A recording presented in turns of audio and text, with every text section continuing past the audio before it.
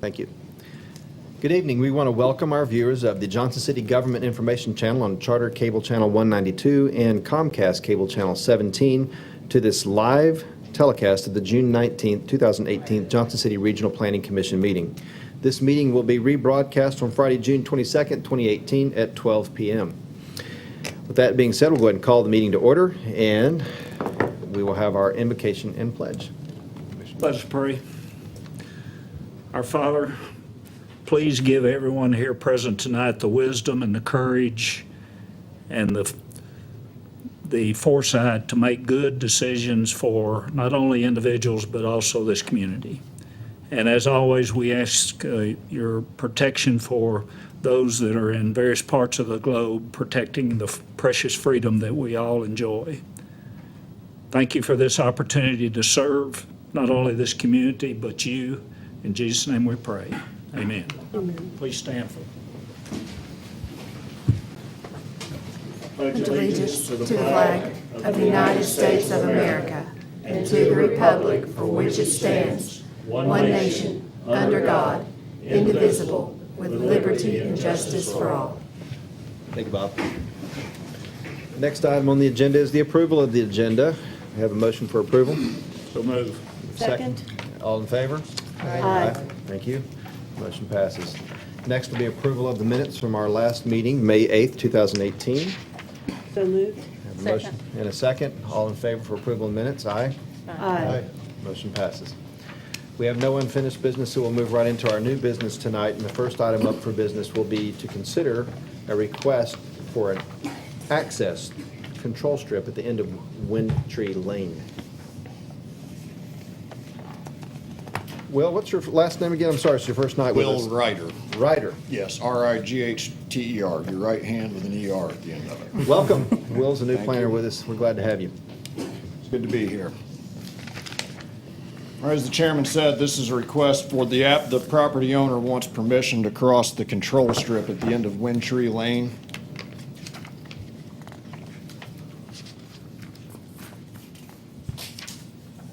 Here. This is the Strawberry Field subdivision. The city currently has a control strip here at the Windtree Lane. The property owner intends to build a single-family residence on his property here. He wants permission to cross the control strip in order to construct a driveway and build his house. There's currently a gate on the control strip that the city controls to access this water tower over here. Water and Sewer Department have already decided that the gate can be moved over to the eastern side of the property. In fact, there's actually a gate that's already there, which the city can use to control access to the water tower. Staff recommends approval that the applicant be given permission to cross the control strip. Thank you. Do we have any questions for staff? No. All right. Seeing none, we'll go ahead and open up public comment. Is there anybody here wishing to speak regarding this consideration of the control strip at Windtree Lane? Seeing nobody approaching the podium, we'll go ahead and close public comment and open up discussion on the Move condition. we approve. We have a motion for approval. Second. Do we have any discussion? Go ahead and call the roll. Commissioner Lowe? Yes. Commissioner Cooper? Yes. Commissioner Sandos? Yes. Commissioner Clark? Yes. Commissioner Wild? Yes. Commissioner Williams? Yes. And Chairman Zions. Yes. Motion to approve passes. Thank you. Item number 2 on the agenda is to consider an easement reduction for the cottages at Cedar Creek, or Cedar Rock subdivision. The applicant in this case has requested a reduction of the easement from 7.5 feet to 5 feet, which was the 7.5 foot standard easement, which was approved previously by the Planning Commission on these lots here. In order to maximize the buildable space, the applicants proposed to decrease that easement from 7.5 feet to 5 feet. As you can see with this other picture here, the utilities and the utilities are already installed. The 7.5 foot easement is not necessary. The 5 foot easement would more than accommodate the existing facilities are the existing utility lines, and maintain the minimum 10-foot separation from one house to the other. Staff recommends approval that the easements be reduced from 7.5 to 5 feet. Thank you. Any questions for staff? Thank you. Anybody here wishing to speak for or against this easement reduction? Okay, seeing none, we'll go ahead and close public comment and open up for discussion on the commission. Any motions? Move we accept. Second. We have a motion and a second. Do we have any discussion on the motion? Seeing none, we'll go ahead and call the roll. Commissioner Lowe? Yes. Commissioner Cooper? Yes. Commissioner Sandos? Yes. Commissioner Clark? Yes. Commissioner Weil? Yes. Commissioner Williams? Yes. Chairman Ziones? Yes. Motion to approve passes. Thank you. Next item will be the concept plan amendment for cottages at Cedar Rock subdivision Phase 2. The developer of the cottages at Cedar Rock subdivision initially submitted a concept plan that was approved by the Planning Commission and the City Commission for the rezoning of this piece of property out on Roan Street. And this is Phase 1 or Phase 2, Asong? The concept plan included both Phase 1 and Phase 2, The plan amendment is for 1 and 2? for 1 and 2. Okay. But the change that he is making is only applicable to Phase 2. Thank you. And the change which he's proposing basically is to increase the number of lots on the property initially approved on the concept plan from 18 to 19. That is an increase in density. However, it meets the maximum permitted density in an RP3 district, which this property is currently zoned. Staff is recommending approval. Thank you, sir. Do you have any questions for staff regarding this request? So basically, he just took another hard look at his layout and fitted one more lot in. Basically. Good. Good for him. Anybody here wishing to speak for or against this plan amendment? We'd be glad to have you if you don't mind approaching the podium. Just go ahead and give us your name and address, please, sir. I'm Mr. Tim Mr. Carter. Nice to meet you. From Bristol, Tennessee. And basically, what we did, we ended up adding about an acre and 1.2 acres where our retention pond went, so we had more room. And it just worked better for everybody for us to do that. So we was able to add another, lot or two to, pay for that. So Good. we're trying to get the most we can out of it. Thank you, sir. Thanks. Appreciate you. Anybody else wishing to speak for or against this concept plan amendment? Okay, seeing none, we'll go ahead and close public comment and open up for discussion on the commission. Move to approve. I have a motion for approval. Second. Second from Commissioner Williams. Any discussion? No? Seeing none, please call the roll. Commissioner Lowe? Yes. Commissioner Cooper? Yes. Commissioner Sandos? Yes. Commissioner Clark? Yes. Commissioner Wild? Yes. Commissioner Williams? Yes. Chairman Ziones? Yes. Motion to approve passes. Thank you. Our next item on the agenda is Autumn Ridge Phase 1 subdivision request for final plat approval. The Planning Commission had approved the preliminary plat for Autumn Ridge Phase 1 subdivision. The developer has constructed, this is the site, this is an area view of the property involving construction of new streets and installation of utilities. All this infrastructure has been put in place. The final subdivision plat proposes 28 lots. One of the lot beside adjoining Bristol Highway will be used as a stormwater detention facility. All the other lots will be basically single-family residential lots in the RP2 district. He proposes to name these 3 streets: 1, Ember Groves, High Stack Circle, and Mays Place. Staff has reviewed these proposed names with E911, and they all recommended approval. Staff recommends that this subdivision plat be approved, subject to the developer posting a $15,000 bond for the completion of stormwater management or erosion control on the site. Basically, a little bit of stabilization needs to be done on this particular site.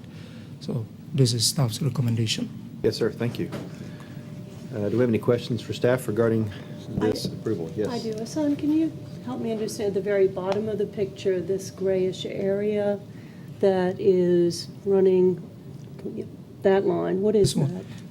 That is trail. It's a trail, biking and walking trail in the subdivision. Okay, so has the developer created those trails? Yes, this trail was included in the preliminary plat that was approved by the Planning Commission and the construction plans. Yes. Thank you. Any further questions for staff? Yeah, if you don't mind, Asan, go back to the one that shows the, one more. Where is the retention on that layout?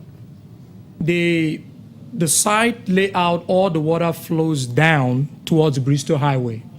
So this is from here, this water flows down this way and is collected. There's a big pipe down here, and then it flows down through these easements. There's a stormwater easement here to the huge detention pond.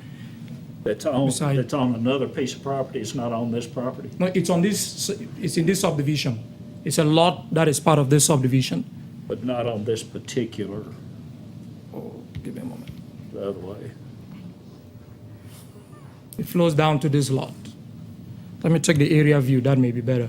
Okay, so this is the detention pond right here, which is part of this subdivision. Even this future, the calculations for this, to take care of this site stormwater-wise, all the water, commercial, even future lots, will all drain into that particular pond. That's the way it was designed. Thanks. You're welcome, sir. Very nice. Thank you, Bob. Any further questions for staff regarding this? Thank you. We'll go ahead and open up for public comment regarding this plat approval. Anybody wishing to speak for or against, please step forward. All right. I've learned to pause for a moment because sometimes people take a moment to stand up. So seeing no public comment, we'll pause. We'll go ahead and close that and open up for discussion on the commission. Move to approve contingent upon the inclusion of a $15,000 bond as requested. I have a motion to approve, condition upon the bond being posted for $15,000. Second. And a second. And any further discussion? Seeing none, we'll go ahead and call the roll. Commissioner Lowe? Yes. Commissioner Cooper? Yes. Commissioner Sandos? Yes. Commissioner Clark? Yes. Commissioner Wild? Yes. Commissioner Williams? Yes. Chairman Zions? Yes. Motion approved contingent on $15,000 bond approved. Thank you. All right, next item on the agenda will be the Hudson JCF new property, the subdivision final plat, or plat approval. It's not a final plat, yes, final plat approval, including the dedication of the new street. The Planning Commission had recommended that the currently existing Ed Baxter Road be closed off, subject to the developer constructing this new replacement road, and that road be accepted by the city as a public street before the existing road can be closed. The road has been constructed, it meets public street standards, or required infrastructure has been put in place. The developer is proposing to combine the existing lots on site and create 2 tracts of land which meet the zoning requirements in terms of lot size. Staff is recommending that this subdivision plat be approved. The new road be named Meredith Drive instead of Ed Baxter Road, which is what we currently have on the existing road. The reason being that the subdivision regulation states that whenever you construct a new road which aligns with an existing named street, the new street should bear the name of that existing named street. So that's why we're recommending that this be named Meredith Drive. This being a piece of property in the B4 district, it is supposed to be associated with the subdivision site plan. This is the subdivision site plan that the applicant has submitted. Staff is recommending that the driveway, this proposed driveway with a deceleration lane on Mountain View Road to be, East Mountain View Road be eliminated. The reason being that it has a very high possibility of putting cars test drive traffic within this adjoining single-family residential neighborhood, which will create unsafe situations. Staff is recommending that that be closed. The other driveway that it just goes into an area reserved just for staff parking that can be maintained. Staff's recommendation. Asong, is my understanding that your staff is recommending that, number one, we have two motions here. Number one, to accept the street, correct? Yes, sir. And then a second motion will need to be developed to approve the site plan. And your recommendation is to do that absent the northeast corner entrance. Entrance, yes, sir. Okay. Any questions for staff? If we request that they eliminate that second entrance, then that would also mean that there would be no widening of the street at that point, correct? No, they will not need to widen the street at that point. They will not need any deceleration lane. Okay. Because there's no access to it. There's no access, yes, Okay. ma'am. Just want to be sure. Good. And what does traffic engineering say about, once we eliminate that, what that impact that might have on either Bristol Highway or the new Marydale Drive? We don't foresee any negative impact on Bristol Highway. We don't foresee any negative impact on Bristol Highway. As it is, a lot of traffic on the site, in any case, and truck delivery of cars for sale will be going in through Bristol Highway. This deceleration lane lends itself to that possibility. And East Mountain View Road was not built to accommodate cars of that size. So we don't foresee any negative impact as far as that is concerned. Thank you, Asong. Any further questions? No? Thank you. And now we'll open up to public comment regarding this street dedication, as well as the separate issue, but yet related, subdivision plat approval. Does anybody here wishing to speak for or against?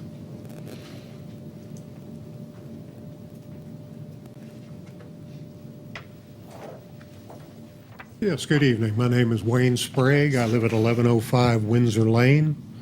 I have some questions about the, if there's going to be any entrances or exits on the new Meredith Drive into the Ford dealership, and if there is going to be any entrances or exits out onto Mountain View Drive. So you have questions about entrances and exits onto Mountain View Drive? That is correct. And onto the Marydale? That's correct. Okay, thank you. Appreciate your comment, and we'll be glad to review that with staff shortly. Okay. And also if there's going to be any type of retaining wall that goes across in the back of the Ford dealership. Any type of soundproofing wall or anything of that nature. So buffers. And then Yes. we refer to those as sound buffers or visual buffers, and we can go over that as well. Thank you. Thank you.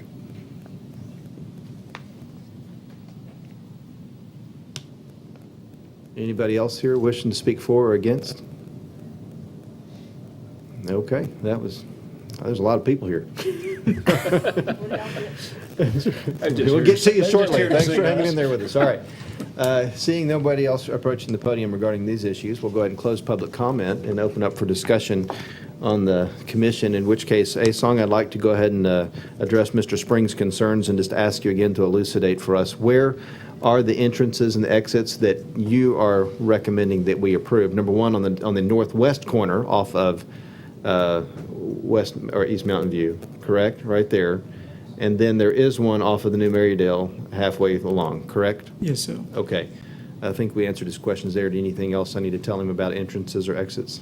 No. No, okay. Well, I think it may be of value to point out that entrance off North Mountain View is an employee parking. Yes. That's not a public traffic in and out, that's strictly employee parking. So the vehicular traffic through that should be very minimal. Come in the day, leave, maybe somebody goes for lunch, but you're not going to have people using that as a through cut. That should be a low traffic impact area, and that's why I think our city officials thought that was okay. So, but that is interesting. It's an interesting topic to discuss buffers. What are the required buffers on this, and what are we seeing proposed here? The complete set of site plans that have been submitted at this time does not include the landscape sheet. But that will have to be included in the plans before staff can approve it. And as part of that, a minimum level 2 buffer will be required at the rear yard of this property. The adjoining subdivision and East Mountain View Road are zoned R2. So they are single-family residential zoning district, and that will require a level 2 buffer. It will have to be planted across their entire length of the property. And, for those, there's a lot of us, even on this commission, who wouldn't be able to tell you exactly what a level 2 buffer looks like, but could you describe what a typical level 2 buffer looks like? Is it trees planted in a staggered fashion? What kind of density? How tall do you generally expect? What types of, so they can kind of get an idea of visually what kind of an impact we're going to get for a break and even sound absorption from this kind of thing. My understanding is that you typically look at some taller trees that are going to provide some sound attenuation and visual or impact reduction, but please tell us what you're thinking. The way the trees, level 2 buffer involves you have at least 2 rows of trees. Sometimes may even include a fence. You have that option. Can be an opaque fence. Can be included in it.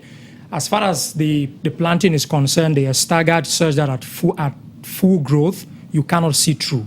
Okay. And they have to be evergreen. The species, how far you plant them apart depend on the species that is chosen. And the city forester reviews that to ensure that at full growth, the foliage, the crown of the trees will truly be touching each other. So you can create a kind of a hedge in that area. Okay. What is the width from front to back of a level 2 buffer? Give me 1 second, ma'am. Okay. Great question. Make sure I give you precise. I have level 1 in my head.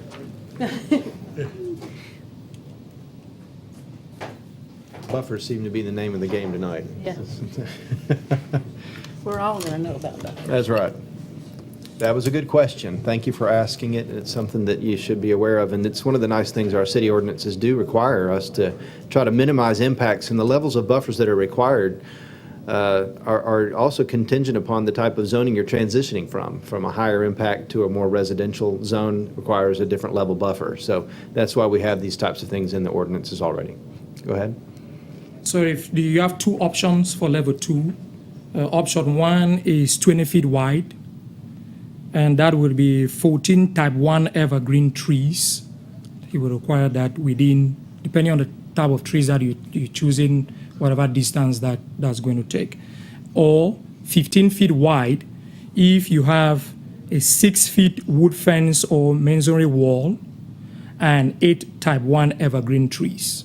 Okay. Thank you. That's specific. So Good job. just a 14 to 15 foot width Width with to trees and/or fencing or wall. Good job. Any further questions for staff or discussion amongst the commission?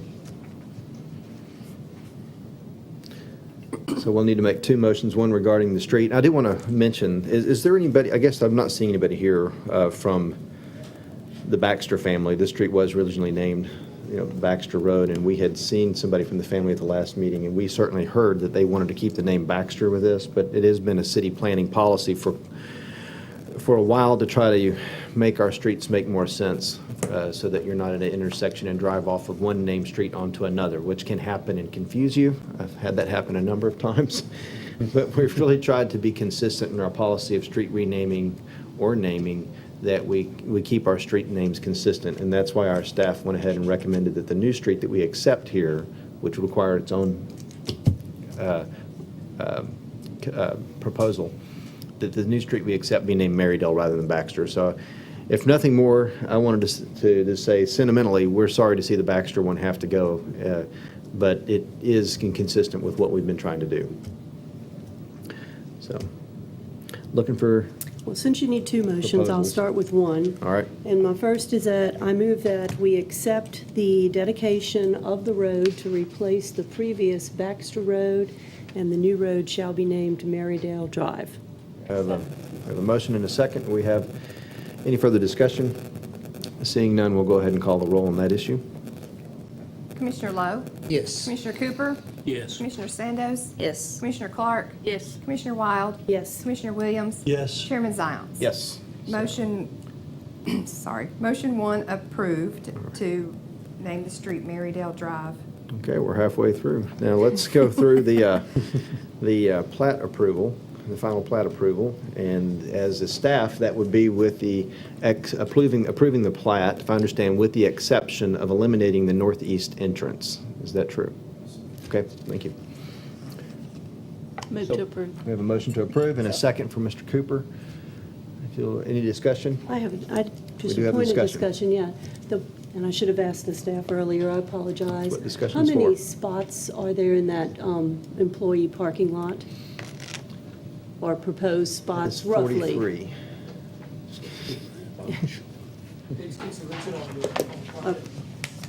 43? No, I'm just kidding. Totally kidding. Tim's making it up and you're believing it.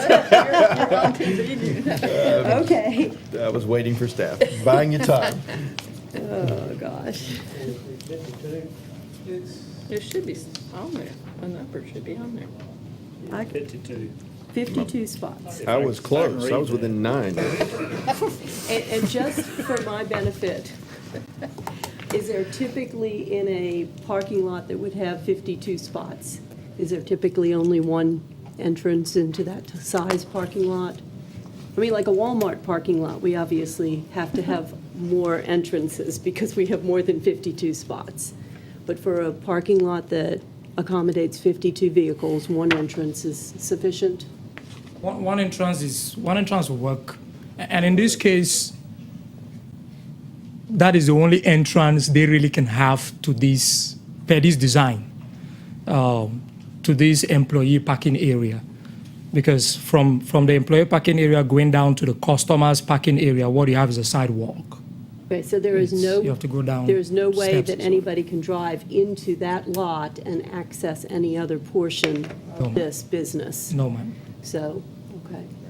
And then my other is, so the other entrances, if we eliminate the second entrance off of Mountain View Road for safety reasons, then we are leaving the business with an entrance off of the Bristol Highway and off of Marydale Road, correct? Yes, ma'am. So customers could enter from either of those to get to the customer parking lot? Yes, ma'am. And leaving those two would be sufficient for delivery of vehicles, since this is a car dealership? Yes. Per the design of the site plan, that is where the delivery of vehicles is going to go in. It's going to Okay, take place. and that would prevent any delivery of vehicles off of Mountain View as Morning, well? ma'am. Yes, ma'am. Okay, thank you. Any further questions or discussion on the commission? Okay, seeing none, please call the roll. Okay. Commissioner Lowe? Yes. Commissioner Cooper? Yes. Commissioner Sandos? Yes. Commissioner Clark? Yes. Commissioner Wild? Yes. Commissioner Williams? Yes. Chairman Ziones? Yes. Motion to approve site plan to eliminate the northeast entrance was approved. Thank you. Please, Oh. permit me call attention to something. The applicant or developer should not construe this approval as an approval of the entire site plan. That still has to go through the staff review process. The planning commission is just legislating on the ingress, egress issues. So the entire site plan, stormwater management, the utilities, water, sewer, all of that landscaping still has to go through. This is your concept plan Yes, issue. basically. Very good. Thank you. Easement, our next item on the agenda is easement reduction at 151 Tangency Drive.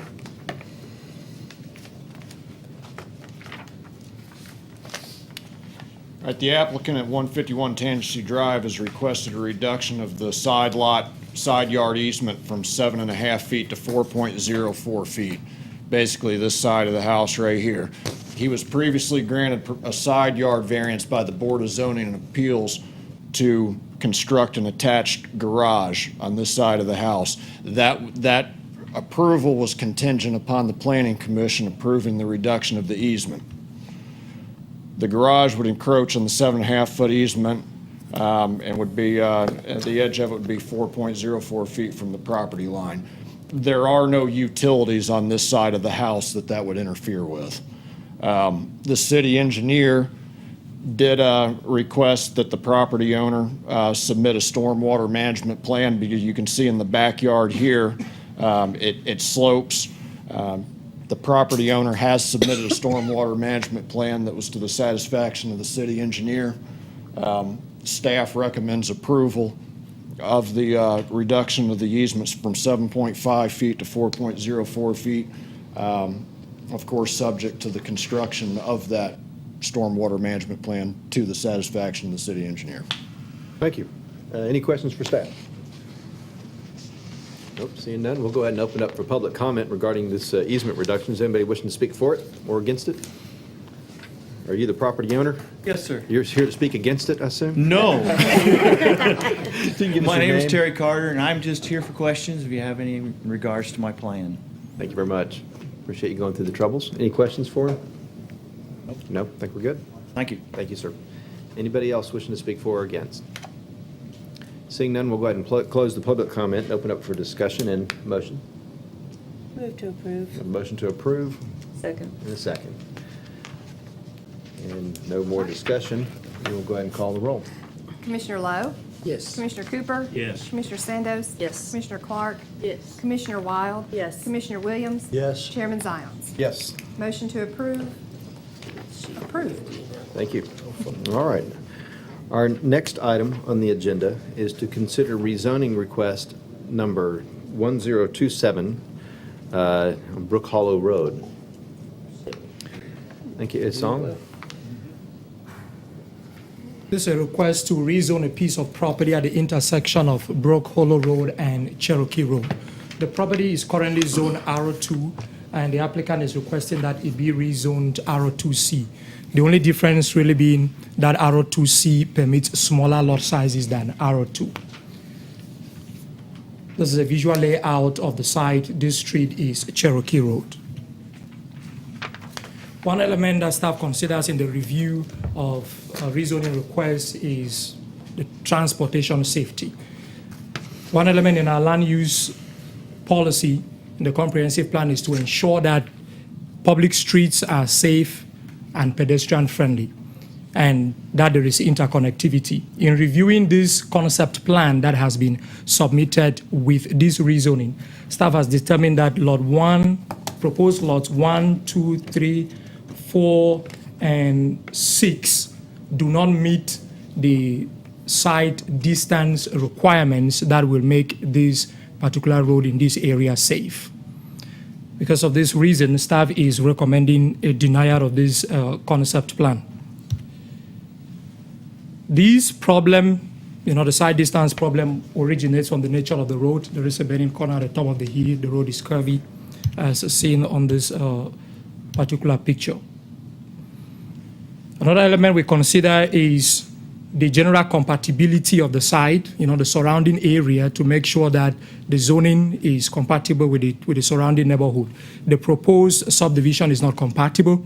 We believe that a plan of this nature that considers the street network in the area, the lot layout in that particular area, provides safe access in and out of the site, especially the traffic on Cherokee Road, will be a better option and far more acceptable. Staff is recommending denial of this rezoning precisely because of the safety problems that the proposed concept plan will create both on Cherokee Road and on Brook Hollow Road.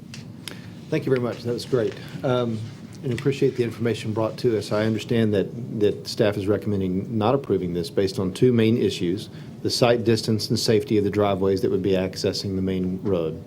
And secondly, that accessing driveways onto this road in this particular fashion would be out of character with the other streets and the connectivity in the neighborhoods in this area. Yes, sir. Okay, thank you.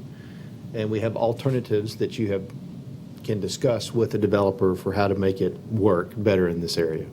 And we have discussed those alternatives with the developers of Fantastic. this. Do we have any questions for staff regarding this request? No, thank you, Haesung. Anybody here wishing to speak for or against this rezoning request?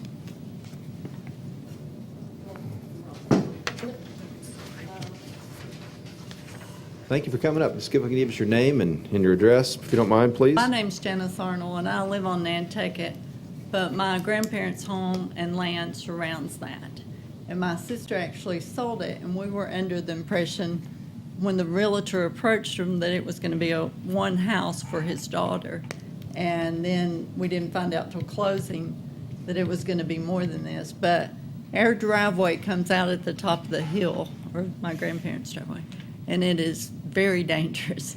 And some of the other people that are here can tell you the accidents, and people go into Brook Hollow and they don't really go the speed limit, and it's very dangerous. So you don't like the plan as it is? Okay, thank you. This, really, the driveways coming out on Brook Hollow is more my concern. Thank you for being here. Anybody else wishing to come up and share their thoughts? Thank you, sir. If you give us your name and address. My name is George Atkins. I live at 1809 Brook Hollow Road. I live right behind the property that's in question. The picture you had of the fire hydrants in my front yard. And coming around that curve, as the gentleman stated, there has been several accidents. I've had people come through my flower bed, coming down up and down that road flying. They've taken out telephone poles and mailboxes across the street. It is a blind hill. So taking anything coming from that property onto Brook Hollow, as close as it is to the highway, is a very short sight distance coming across that hill. It is dangerous. I'm totally against it, particularly going down to going from R2 to R2C, where you can put even more on there, just creates more safety issues, as the gentleman has pointed out. So it's just, I don't think there's a good concept here at all on this. Thank you for your time. Anybody else wishing to speak for or against?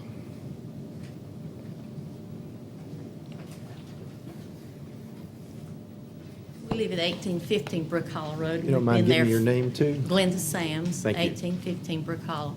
And we've lived there 42 years. And we've had mailbox taken down, a dogwood tree hit, a bush taken out, and last year a lady came through the yard midway up and hit a tree, went all the way across the yard to another house. The sun hits right there as they come over that hill about 4 o'clock, but they just come through their zoning. The policeman, that was there last time, wrote 13 tickets in one afternoon. And it's just a thoroughfare. And like they say, they come from Lone Oak up through Brook Hollow, and they hit that straight, and they're flying, they can't make that curve. They turn in, they come down the hill, and they can't control that curve. But it's been real dangerous, and I know that you had the ropes in there checking the traffic. It's a very highly trafficked area, and it is a 25-mile zone, but the average speed, I think, is about 40.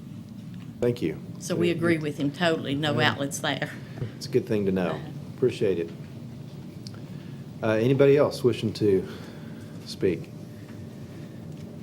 Steve Price, 1704 Woodridge Drive, very near the property in question. Yes, sir. First of all, may I say I'm grateful for opening with prayer and still able to pledge allegiance to the flag.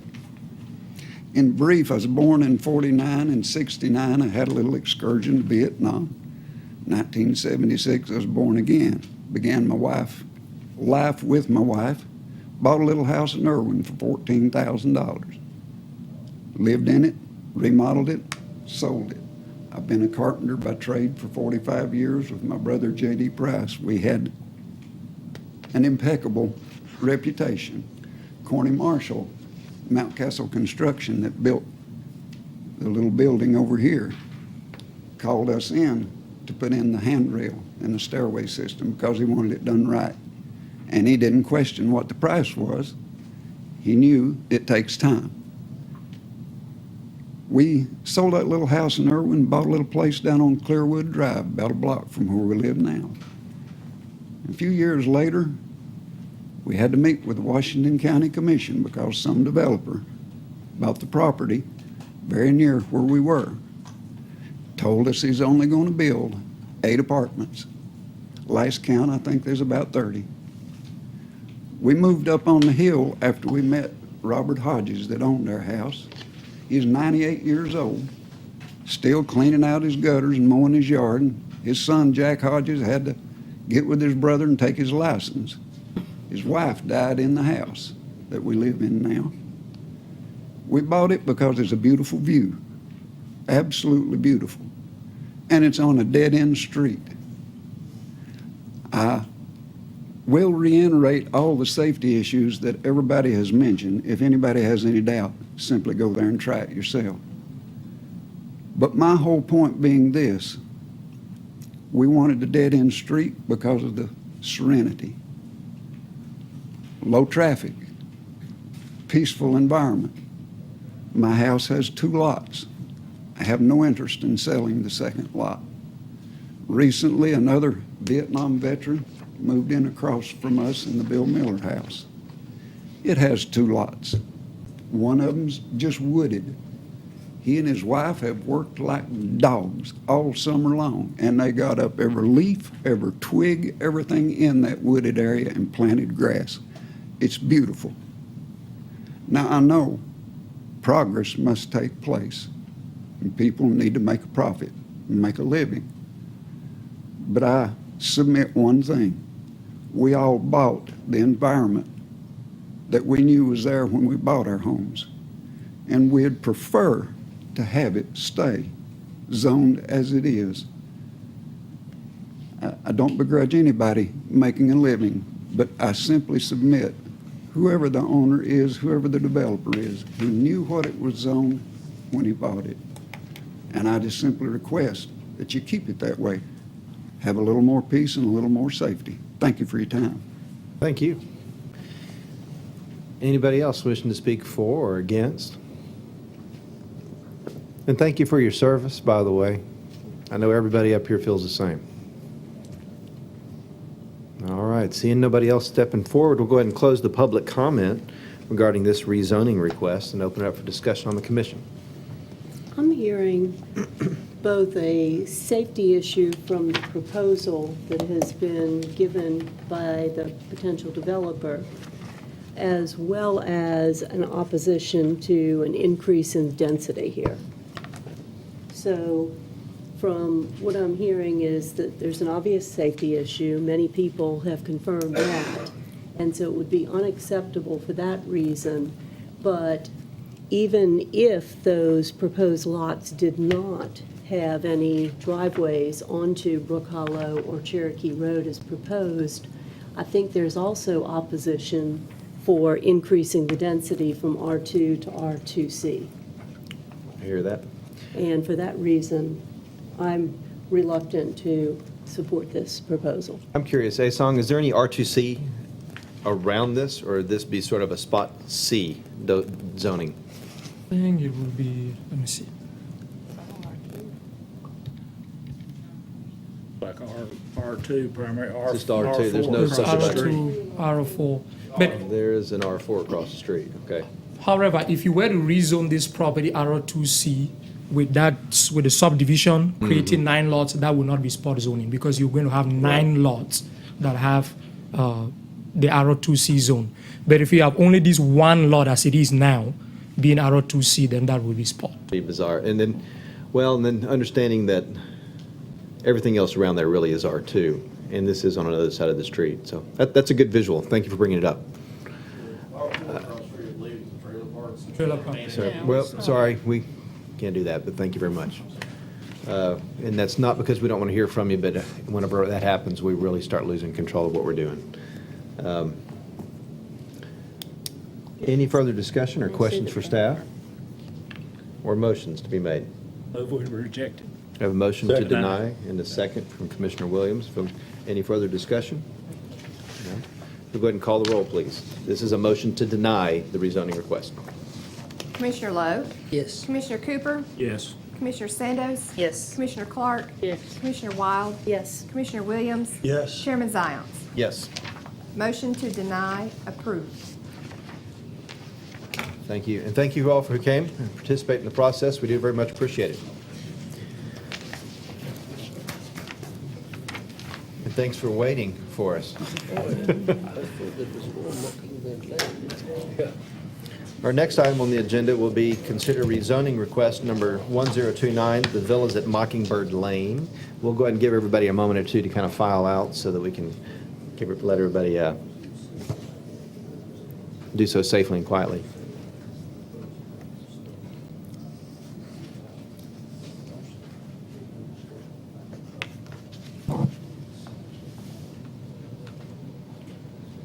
All right, Asan, take us away.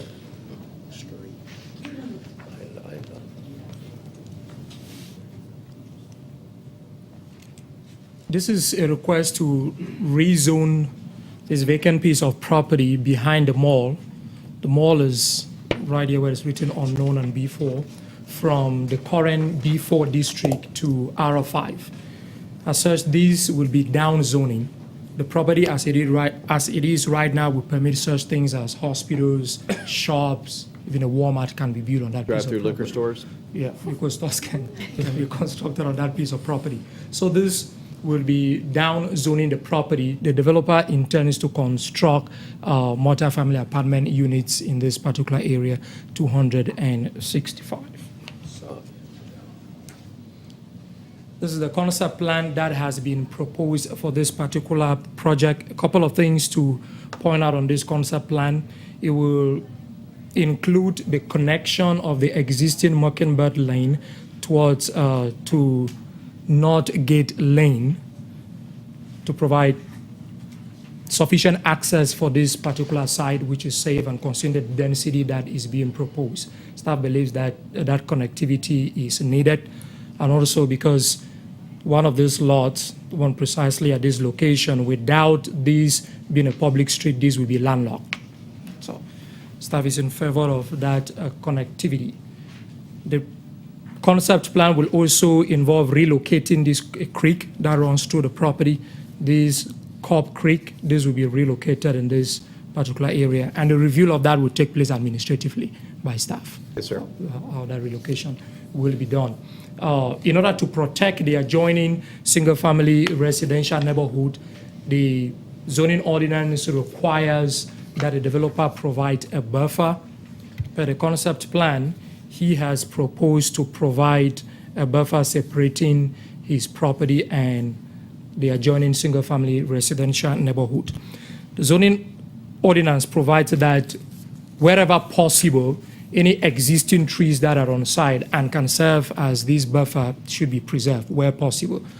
The developer proposes to cut down these trees based on his plan and then to provide an artificial buffer to provide services to this site. So basically, this will be the current tree area. This is the creek that will be relocated in this area between the buildings. And this is the buffer he is proposing to plan on this particular piece of property. Staff is recommending that the Planning Commission approve the rezoning from B4 to R5, that's a down zoning, and approve this concept plan as submitted, and where possible, and the city forester follows this up in the review of the entire set of civil plans. Wherever possible, the existing landscaping should be preserved. Within the requirements of that zone, in other words, we require, level 1, is that correct? This area will require, what he's proposing will require a level 1 buffer. He's requiring a level 2. He's proposing a level 2 site plan. Proposing, excuse me. So, That's something he can clarify. In the concept plan, he doesn't have those details. He just required on the concept plan to show the location of a buffer. And for the education of those who may not know the difference, is a level 1 or a level 2 buffer larger? A level 2 buffer is larger. Okay. Level 1 buffer, We determined as widest you 15 can to have is 16 15 feet. and if you take option 1, it will be 15 feet, option 2 will be 10 feet. But a level 2 buffer is 20 feet, minimum you can have is 15 feet. So level 2 buffer is wider. So staff is recommending that within the buffer, the developer try to preserve as many trees as possible. The existing trees as possible. I mean, that's more of a recommendation than a binding approval. I think I'm having a little trouble with that. I think if you're going to have a buffer as a buffer, and you have some leeway within the buffer of how you're going to function and what works for you for development. The details on, the city forester has powers given to him in the zoning ordinance to say within this particular buffer area, preserve these trees if they meet certain criteria, he can make. And there is also room provided within the zoning ordinance where instead of planting trees to provide a buffer, you can use the existing trees. And he had a case like that out there on 100 Lap Connect Lane, that he used the existing buffer. I'm just seeing that the existing forestry is right in the middle of his parking lot off of North Gate. I mean, off to the next road here. In this area, for example, Okay, that is going to apply. right. Behind the mall, we don't require a buffer. We will not require a buffer. But for the That's up. for the applicant's own good, in terms of protecting his development, he can provide a buffer there, but we don't require one. This area in the southwest of the property, per the plan, here is showing that that area is going to be cut down and then a buffer will be planted. Now, this is the creek. This creek flowing through this area, when I looked at it, it's not just a wet weather conveyance situation. He may go to TDEC, and TDEC requires that when you relocate that creek, you have to plant trees along it. So, but that would be something for TDEC to handle. One of my concerns would be that if we lock them into, you have to use the existing vegetation that's there. I kind of wonder if the level 2 buffer may not be better than the existing vegetation in some places. And all of a sudden, to what we've said, we might lock them into a buffer that might not be quite as nice as if we just put in a regular level 2 buffer. Well, and if you look at the green, the overlap between the buffer and the green, there's not but really one little corner up there.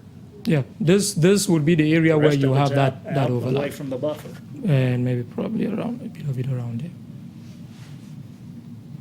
Thank you. Any questions for staff? Any further Yes. questions? Yes.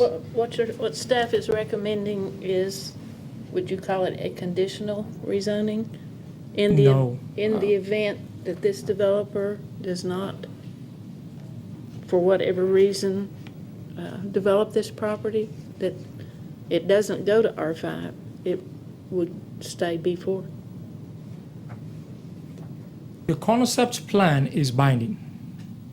If we approve this rezoning with this concept plan, and the developer decides that I'm going to change this, maybe, and I want to put a Walmart or some other thing on this particular site, he has to go through the entire process again. So the owner's not binding, but the concept plan is binding. The concept plan is binding. Yeah. The concept plan is binding. All right. Thank you. That's a good question. Any further questions for staff? Seeing none, we'll go ahead and thank you, Hassan. Great job. Anybody here wishing to speak for or against this rezoning request? Yep. Thank you very much. Will give us your name and address. Hi, I'm Timber Aldridge, 300 Marydale Drive, Johnson City, Tennessee. Marydale. Yeah. Good job. You missed it. I know, I came in right at the time that you all were talking about that. You're for the wrong one now. When's that road going to open up, by the way?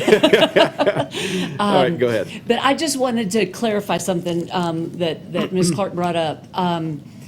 If you all approve their recommendations, we just want to make sure that by the time it goes through the third reading of the commission, if the agreement has not been executed, we as the owners can stop this. Is that what I just heard? I think that's, let me try to speak to this, and we'll have staff speak to this, that the question would be is if the deal does not go through. Correct. Are you stuck with now with this zoning? And what I think Commissioner Clark was asking and getting at is that, no, you would not. For this particular site plan, you would be stuck. If somebody were to put the site plan in, then it would come in as the new R5 zoning. But otherwise, no, it's still going to be So it would B4. remain a B4. Is that correct? Until the city commission passes this on third reading, the property remains B4.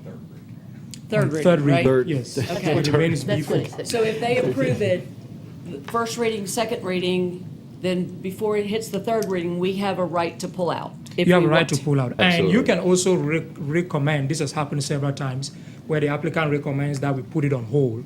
Yeah, to the Okay. third reading. And that- But if it goes through third reading, It's a done deal. it's done a, deal. it's going to be R5. It's going to be out of fire. Very And good. we're in favor of it. I mean, I want it for the record that we are definitely in favor of it. We think it's a great project. It'll help traffic for the mall and that sort of thing. But I just want to make sure that, you know, through the steps, if something was to happen, I don't anticipate it, but if something was to happen, that it would remain the B4 and that, you know, we wouldn't have to go through all this again. Very good. Okay, Great thank question, you. and thank you. Any further comments, discussions for or against this rezoning?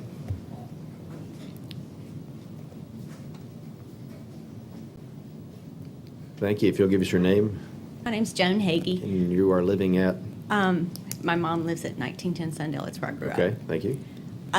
Okay, so we came to the meeting last night with Mr. Cox, and he explained to us that he and his business partner explained to us that behind our house there are trees and things like that, but that we would have a say in what the buffer was going to be. So basically, they told us that it was going to be 2 rows staggered of Leland cypress, which is fine. That's no problem as long as it's that. You know, there were other people that mentioned other things, but, you know, there's a privacy deal when you have something that's as tall as a Leland cypress versus a fence in my book. So I just wanted to make sure that that was done. We did voice to him a concern of the creek because on the south side, I guess it is, of Northgate, those houses tend to flood through there, in behind. And we have a little man that had a garden. It totally washed his garden out once. There's a teacher in town, and she lives in the next house up. They had to have their basement redone. I just want to make sure that that's completely addressed, because they're on the other side of Northgate, and there are other water issues that come from the drains that come through North Hills. And he assured us that their water reservoir was going to handle all of this. So I just want to make sure that the community gets their voice, that they are concerned about it. The other part is the opening of Northgate. And that's been a dead end for a long time. And it has kept a lot of traffic from the mall from coming through.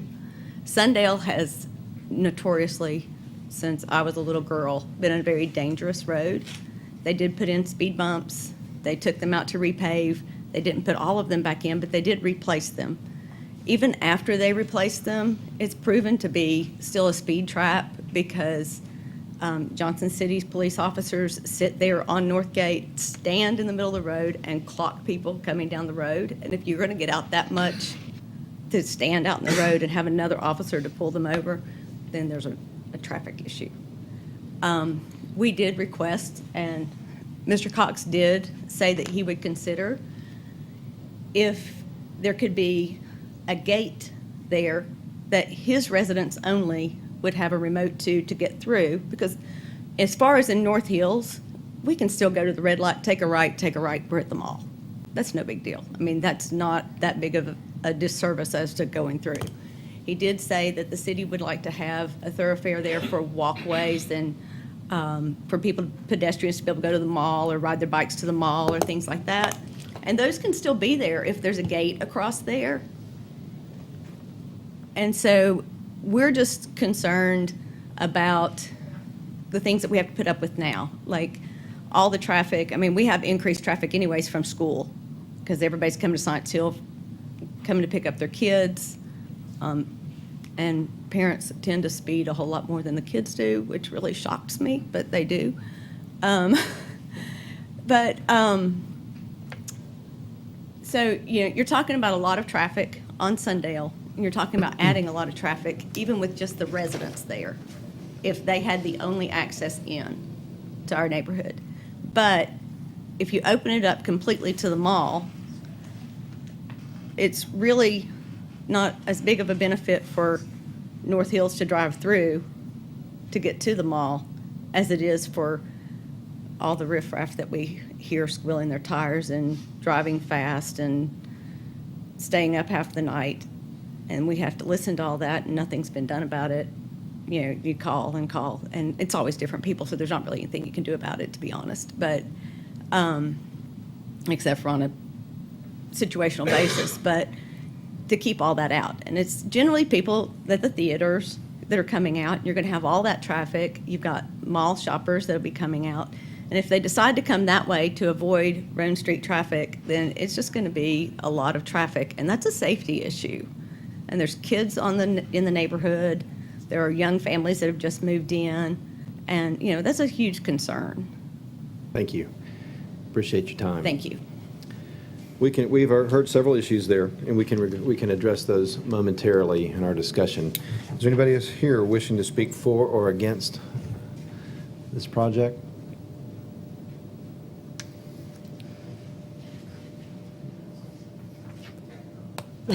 Mr. Cox? All right. Mitch Cox. We're for it. Okay. If Mitch Cox, and your address just for I'm Mitch Cox. I live at 105 Whispering Lake Drive. Thank you. The concept plan, we're actually fine to do. What are you doing? How do I get to mine? Sorry, what do you want? He wants to show his presentation. My presentation's on here, which is it's just in a little bit more. Yeah, down there at the bottom.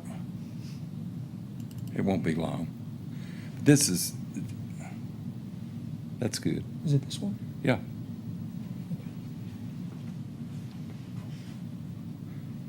So I'll just use this as a pointer. But this is the project. But the only thing I just wanted to say is that the property has been zoned that way. It's technically a rezoning request, but it was zoned this way for 41 years. And when Glimsher requested to rezone it, they decided that they don't want to expand the mall, I think now, and so this is what we would like to do. And this is just a rezoning request. I'm going to get to our site plan.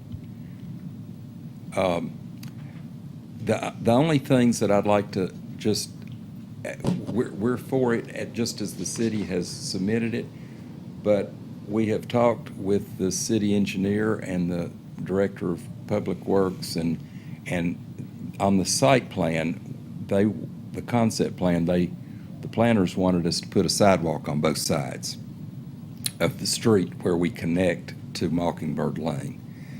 And we have asked if we can just put it on our side since we don't own the property on the other side. And they have said that they're fine with that. I just wanted to, because when the concept plan gets approved, it's approved, that's however it's approved. So I think other than that, we would prefer, we're okay with the entrance, whether it's a city street, if it's connected, the city wants it to be a city street, we're fine for it to be a street. That's not a big deal to us one way or another. But this is the way we submitted it, and that's the way I would ask that it be approved. Thank you very much. Anybody else here wishing to speak for or against? No. Okay. I think I'd like to perform a little summary and maybe go through some question asking. We've the flooding issues, Asong, those types of issues would be looked at as you go through the development of the process and the approval and the permitting. You go through stormwater management. That's exactly what the city works out with the developer. Is that correct? Yes, that'll be a huge issue. So that's going to be It's managed. going to be handled. On this, okay, there you go. And So the odds are that it'll probably be better managed than it is Exactly. presently. Yes, So- they will have to establish base flood elevations, how high the building. There are all kinds of regulations they'll have to go through. So for the purpose make of that folks who came and cared enough to be here, just know that that's actually quite a rigorous process to deal with flooding, and it should actually improve with that. The next question that might have been asked, I'll address the gate issue. Number one, the city has an interest in keeping public access or public street there for the other property users, or owners across the street from this, that they would still have access to public right-of-way, and that makes sense. So a gate may not be the best option there, in my opinion. The third thing, though, would be the north gate connectivity, And it's my understanding that staff felt like that with this density, that would be better. And I'm assuming that with a down zone from a B4 to an R4, however this property gets developed, that would be less intensive from a traffic standpoint, because you don't have consumer traffic in and out, in and out, in and out. You have residential traffic. And that from a connectivity standpoint, we thought that that was appropriate to have this traffic flow. So I'm not sure if we need to ask Mr. Cantrell to speak to that at all, or do you have anything to say for that, sir? Any question? I don't have anything really to add to what you've phrased it pretty well. That's what I would say. Okay. Well, thank you. I just want to make sure I had that correct. So I appreciate the here, dilly That's dilly. the shortest speech Alan has ever given. All right. There you go. Thank you very much. Make sure we're on the right track here. I had several thoughts regarding this request. I wrote them down quickly. Number one, it is a down zoning. It is not an up zoning. It is going from a B4 to an R5, which creates a better transition from a highly trafficked or used area to a residential area. Number two, well, let's go through. There is, I think I've covered the less traffic, the access, the buffers. I think that, it's a level 2 buffer. We have a developer who's already committing to a level 2 buffer over a level 1. I think that's really nice, and I think it's incumbent. It's nice for them to work with the neighborhood and ask, hey, what kind of trees do you want here, and how would you like this to work? And they don't absolutely have to do that, but it's in their favor to work well with the communities that they're around. And so I find that in that situation, people tend to play pretty well together, and that's nice. I'm glad to hear they're already having discussions that way, because there's nothing about this site plan that's going to bind what kind of tree you get there, but a good relationship usually indicates that that's probably what's going to happen. Otherwise, the sidewalk exception, I think, makes sense. As the other side of the street is developed, that site plan will require a sidewalk to go ahead and meet what's going on there as well. So I don't think we'd have a problem approving the site plan as directed with the sidewalk only on the side as developed. Those are my thoughts from the chair. So any question or discussion? I have one, and you can correct me if I'm viewing this wrong, but aren't the only points of ingress or egress off of Mockingbird Lane, meaning that North Lane and the Northgate stub would remain as they are, that there would actually be then buffers instead of roads connecting, correct? I think that's North Gate connected. does connect. North Lane. North Lane would remain as it is. Okay. Okay. Very good. The concept plan presently shows sidewalks on both sides. Yes, sir. Is that right? So We- we'd have to, do we have to? You will have make to an grant a exception? variance to that, because the subdivision regulations require sidewalk on both sides. You will have to grant Because they're going to that. construct that public road, essentially. And in that situation, since they're not going to be using the the other side, the opposite side, we would be creating a variance, allow them to create a sidewalk on one side. Is that correct? Basically. Okay. Thank you. In response to what you said about the gate and the access in, and you were explaining that they wanted the access so that those residents. I'm very, very, very sorry. Let me have discussion on the group. That's why we open and close the public discussion, because otherwise we end up with a banter back and forth. It's not that I don't care, it's just that it's not a good way to run the meeting. I apologize, but we will all discuss, and everybody here heard the comment regarding, hey, there's a access gate, and we have actually heard some comment from staff and our traffic folks regarding the access gate and how they thought it would work. So please hear we heard you. Anybody having any further questions for staff regarding this? Okay, well, you're looking for motions regarding? I just have more comments before a Please. motion, perhaps, and I think it'll kind of address what she's asking. I really appreciate that, opening that street is going to potentially open it as a cut-through for people that are accessing the mall. But unfortunately, I still support keeping it as an open street just because of the connectivity that we're trying to achieve in the city. Unfortunately, we have many instances where a group of homeowners would like to have their street more privatized or restricted access because of what it connects to, but that really does create issues within the city. And so for safety reasons and everything else, it's probably in the better interest of the city that it remains open, unfortunately. But I do hear your concern, and I sympathize with it. But when we stub off roads within the city zoning and city maps, there is the intention that as property is developed, those stubbed roads are going to be connected to one another. So I just wanted to let you know that, and I'm sorry. That's fair. There are traffic studies and whatnot, and planning studies, and they're thought through. Right, and perhaps, if traffic is sufficient, then perhaps there can be some traffic calming things that are put in place, like additional speed bumps or something there to help with it if it does become an issue. But I do feel like it needs to be opened. Commissioner Wild, any further commentary, questions, or motions? I move that we accept. Now, do we have to make a comment or make the exception about sidewalk? Yes. Okay, so I move we accept the rezoning with the change that only one sidewalk on one side of the street is required. So we have a motion to accept the rezoning request with the exception only of the sidewalk on one side. Otherwise, submit as a plan. Okay, we have a second. Do we have any further discussion? Nope. Please call the roll. Commissioner Lowe? Yes. Commissioner Cooper? Yes. Commissioner Sandos? Yes. Commissioner Clark? Yes. Commissioner Wild? Yes. Commissioner Williams? Yes. Chairman Zions? Yes. A motion to approve the rezoning with the exception of only one sidewalk requirement approved. Thank you. All right. We are moving into the last item on our agenda, which is the consideration. Thank you all for showing up, by the way. We do appreciate you. So next is the consideration of a de-annexation policy that the Planning Commission would have considered and drafted and then have ready to present to the City Commission to accept as a basically policy or a guideline. This has been something that was put together a while back.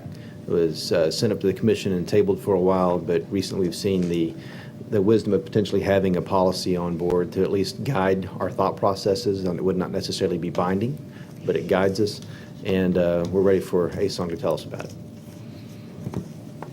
So this policy, as Chairman has mentioned, in the past work had been done on this, and we basically took all what had been done. I think the only thing we've added here are two points with two additional criteria with respect to ensuring that we don't have any donut holes, when we de-annex property in the city. That's very important. And the conditions that we look at to review the territory is on the border of the city limits. That's to ensure you don't have any border hole, any donut holes created within the city. The territory is not located within the adopted planning boundary as it existed in 2004. A study was carried out at that time to determine the area that was outside of the city, but which could have influence on property within the city. So that will be considered. Territory is not adjacent to city-maintained public rights of way. This was all included as one of the criteria when it was initially approved. Policy-based criteria, the territory has not benefited from the receipt of a materials agreement provided by the city.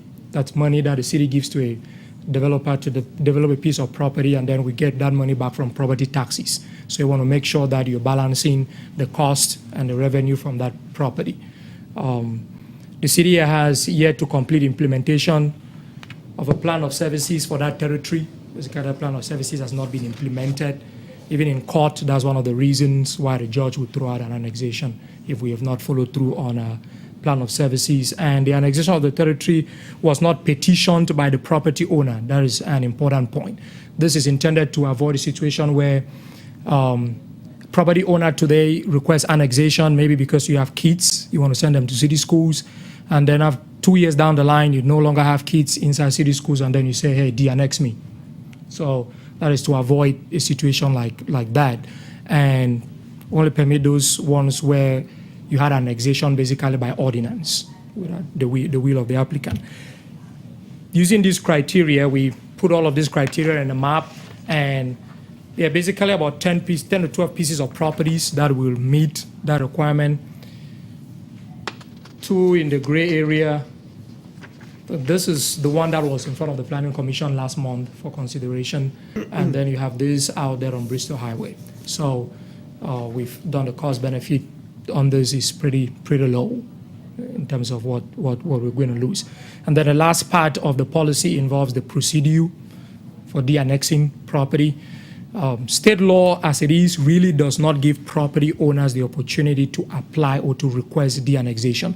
It has to be initiated by the city or through an act of referendum. And we cannot design a policy that is contrary to state law.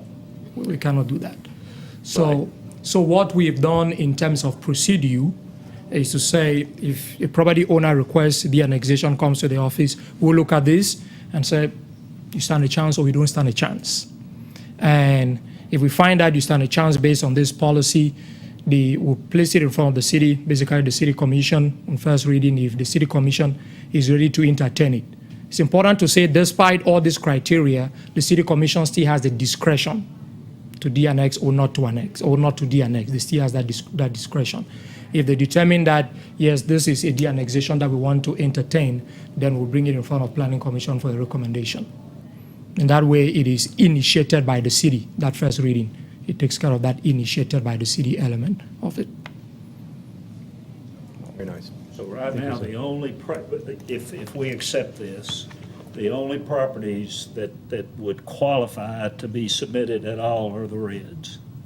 This is, just as any other policy, these will be the properties that will meet that criteria. But the city commission has the discretion. It's important to say this. In every de-annexation, they always maintain that discretion to say whether we want to. There may be some exceptional circumstances. I don't know. So but anybody, staff, yes. Excuse me, go ahead. But staff recommendation will be based on this, and we will use this to make the recommendation to Planning Commission. Planning Commission can base its own recommendation off of this, and then City Commission will make the final decision. Can I just ask on point 6? The annexation of a territory was not positioned by the property owner. Shouldn't it be property owner or previous owners? Say, for instance, I asked for annexation and then I sell the property on to somebody else. I think it might be implied by the property owner at the time that it was brought into the incorporated city. Yes, sir. That's what you're trying to say. Yes, sir. Any further questions for staff? Good job. At the bottom of the first page, you have an asterisk. In accordance with TCA 6-51-204, to which section above that does that refer to? I'm sorry, sir, can you pose the question again? Yes, I have it. Can you pose the question again, please? Yeah, it says in accordance with TCA 6-51-54, there's an asterisk. And what does it refer to above that? It must apply to the number. It needs to apply to something, and I'm not sure what it applies Well, to. it's actually just the asterisk, what they're getting at here is that even if you de-annex your property, but you actually own, the city has created a services improvement or finished the property improvement, that the city can continue to recoup their money that they invested in the property and levy taxes until they feel that part has actually been paid for. So basically, we refer to item number 4. It's not referred to that. Yep, territory has not benefited from the receiving materials agreement. Mhm. But if there has been a materials agreement on it and you de-annex refer it, back- you can still get your money back up from that. Yeah. So that's an asterisk that will be at the Yeah. end of number 4. Number 4, right. Okay. Just wanted to be sure I understood. Thank you very much. Yes, excellent. And you probably understood exactly what that was. I apologize. I mean, I'd like to just, for a moment, just for the record, even to summarize why we were even considering this and what this looks like. I think de-annexation is highly unusual and irregular, and it's not the norm across the state. And that's why you don't see state provisions for a property owner elected de-annexation. I think we found ourselves in an unusual situation. I think it's that way to prevent dissolution of your corporate bodies, your city bodies. And we don't want to see that sort of collapse of a city organized structure, which could really boil down to a willful, I don't want to pay taxes any longer sort of decision, or just desire for your own autonomy or not to be a part of the city. And I think that that's just part of our civilization, and it's part of our social contract. So that's why we don't see de-annexation as coming along. So this policy in no means should ever be construed as an invitation to submit de-annexations. That's not what this is for. The city is under no obligation to allow de-annexations, and our state legislature is quite clear about that. It's initiated by the legislative body of the city, if they want to do it. But I do think that the reason we're looking at this is because of perceived forced annexations in the past, and also actions taken by the city to particularly address that and some of the sentiments that have been developed across the state. So we were sensitive to that and allowed some de-annexations to take place. We could argue we're wise or not. It might be easier to argue that the way that we brought in properties in the past was not as inclusive or as it could or should have been, and well thought out, and left some backfill areas. But that's a different era and something to be considered. I do appreciate the city's evaluation on exactly what the impacts of the possible properties that could request de-annexation and be considered. Certainly be under no obligation to honor it, but we could consider it. And that was an excellent analysis for us to understand what our policy means. And it's meant to address the people who have a concern about perceived forced annexation in the past.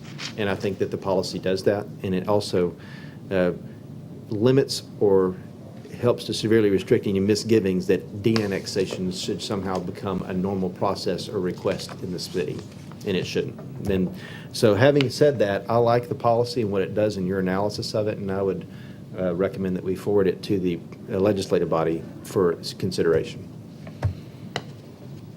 So move. We have a second? Second. All, if you'll call the roll, please. Commissioner Lowe? Yes. Commissioner Cooper? Yes. Commissioner Sandos? Yes. Commissioner Clark? Yes. Commissioner Wild? No.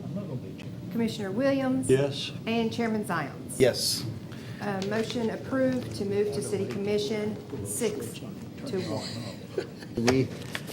That concludes our items on the agenda for tonight. Do we have any motions to adjourn or any? Motion to adjourn. Motion to adjourn? Multiple motions. All right. I think it's motion second. Adjourn. Thank you all very much. Good job.